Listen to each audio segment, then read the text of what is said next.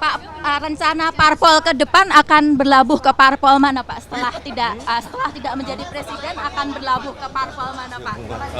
Akan berlabuh di dalam 1 bulan terakhir. Saya dikunjungi 2 CEO dari perusahaan teknologi global, yaitu Bapak Tim Cook dari Apple, kemudian Bapak Satya Nadella dari Microsoft. Dari 2 kunjungan itu, saya menekankan terus, saya tekankan terus hal yang sama, bahwa kita tidak boleh hanya menjadi penonton. Kita tidak boleh hanya menjadi pasar, dan kita harus jadi pemain. Ya, ini kan kita kejar-kejaran dengan perubahan-perubahan teknologi digital yang sangat cepat. Kalau kita tidak memperbarui untuk tes pengujian perangkat-perangkat teknologi digital, ya akan ketinggalan. Tapi memang ini adalah balai pengujian perangkat-perangkat telekomunikasi yang sangat canggih. Dan memang sangat diperlukan,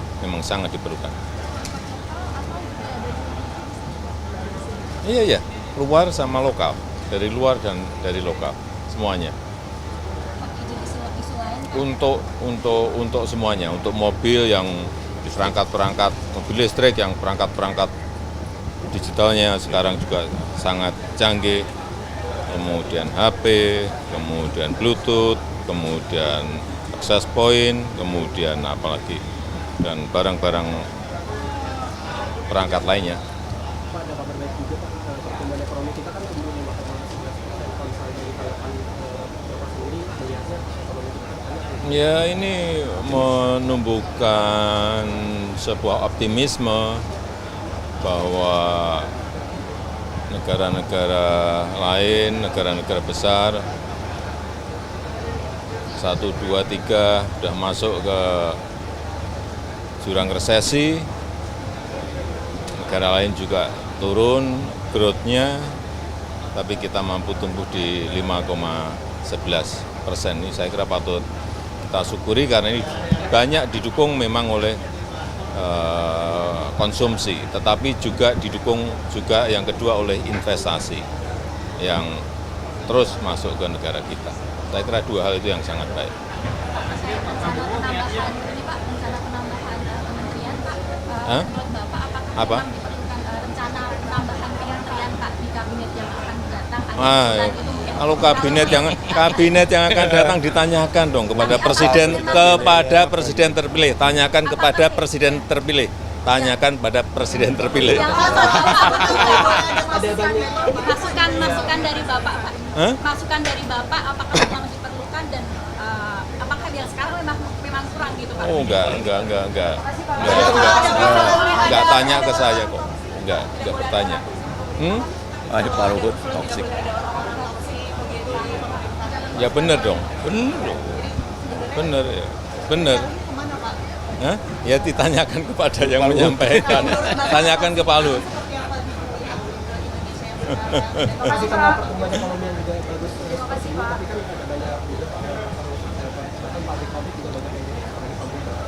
Iya, ini kalau masalah ada pabrik yang tutup, sebuah usaha itu naik turun karena kompetisi, karena mungkin efisiensi, juga karena bersaing dengan barang-barang baru yang lebih saya kira banyak hal.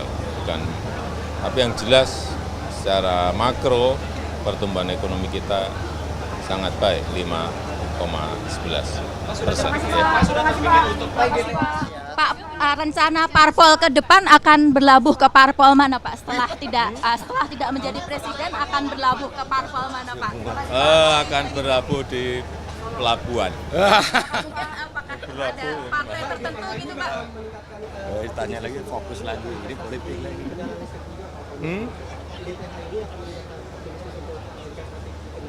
Iya kan, juga ini dalam rangka mendukung ke sana kan. Kemarin kan sudah saya sampaikan, misalnya kayak mobil listrik, ini sudah produsen yang ada di sini sudah 5 perusahaan. Terus sepeda motor listrik sudah ada 59 perusahaan. Ini gede banget loh. Dan tanpa kita sangka-sangka semuanya sudah. Ini nanti yang baru lagi akan masuk lagi. Saya kira ini akan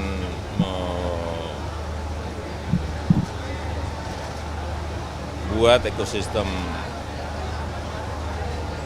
mobil listrik kita akan semakin kuat. Gerindra bilang Bapak turut menjembatani pertemuan Bu Mega dan Prabowo. Terima kasih Pak. Terima kasih Pak. Gerindra bilang Pak Prabowo, Pak Jokowi menjembatani pertemuan Bu Mega dan Pak Prabowo turut mendorong. Terima kasih Pak Presiden. Assalamualaikum warahmatullahi wabarakatuh.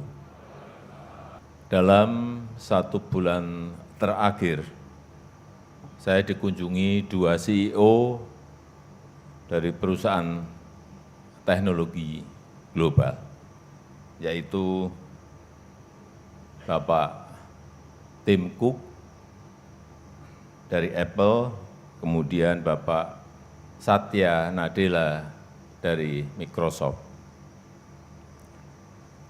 Dari 2 kunjungan itu, saya menekankan terus, ini saya tekankan terus hal yang sama, bahwa kita tidak boleh hanya menjadi penonton. Kita tidak boleh hanya menjadi pasar.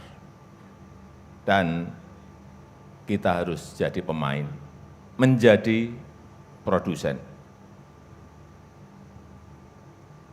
Dan kita juga harus hati-hati dan waspada terhadap produksi perangkat digital yang berkembang begitu sangat pesatnya. Teknologinya berkembang dan berubah sangat cepat.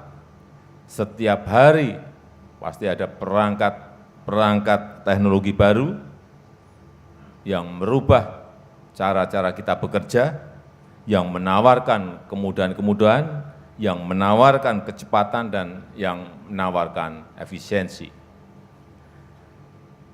Tapi sayangnya,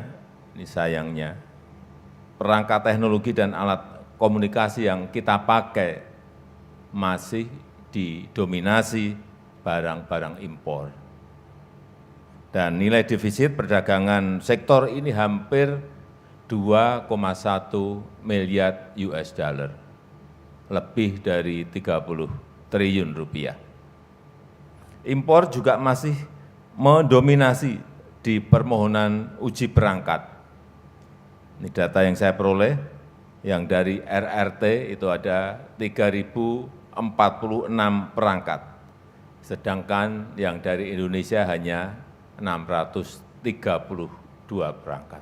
Sangat jauh sekali. Dan dari pertemuan tadi, saya memperoleh laporan bahwa misalnya untuk perangkat dari Apple, dari 320 supplier perangkat Apple di dunia, supplier dari Indonesia yang ke sana itu hanya 2. Hanya 2 supplier. Sedangkan supplier dari Filipina ada 17. Dari Malaysia 19 supplier. Dari Thailand 24 supplier. Dari Vietnam 72 supplier. Padahal kalau di ASEAN, GDP kita itu paling besar. 46% GDP ASEAN itu ada di Indonesia. Tapi untuk supplier kita tadi hanya 2.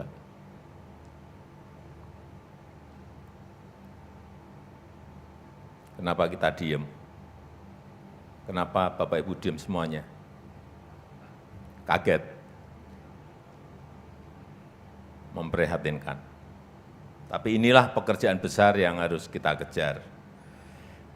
Negara lain bisa dapat puluhan, kita hanya dapat sekali lagi, hanya dapat 2. Oleh karena itu kita harus meningkatkan kemampuan industri teknologi lokal kita. Dan saya tekankan, kita tidak boleh hanya menjadi pengguna teknologi saja. Kita tidak ingin menjadi pasarnya mereka. Kita ingin menjadi pemain kunci dalam rantai pasok teknologi global. Dan tentu saja ini harus ada keberanian, harus ada terobosan-terobosan yang kita lakukan. Hadirin yang saya hormati, dan saya bersyukur sekarang kita memiliki Indonesia Digital Test House, pusat pengujian perangkat yang berstandar internasional, yang tadi telah disampaikan oleh Menteri Kominfo, terbesar dan terlengkap di Asia Tenggara, dan ini akan menjadi pusat sertifikasi perangkat digital terdepan di kawasan. Saya tadi sudah muter ke semua ruangan, memang perangkatnya super modern, sangat bagus.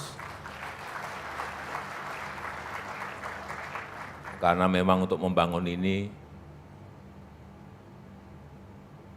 anggaran yang digunakan hampir 1 triliun, kurang dikit. 900, saya tadi tanya habis berapa ini? 980 miliar rupiah. Jadi kalau peralatannya super canggih seperti itu ya nggak kaget, karena anggarannya gede.